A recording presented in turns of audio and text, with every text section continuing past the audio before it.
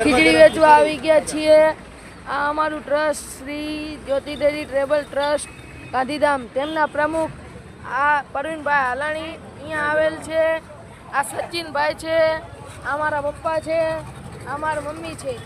અમે દર ગુરુવાર શ્રી જ્યોતિ ડેરી ટ્રેબલ ટ્રસ્ટ દ્વારા ખીચડી પ્રસાદ આપીએ છીએ અને છાશનો પણ પ્રસાદ આપીએ છીએ।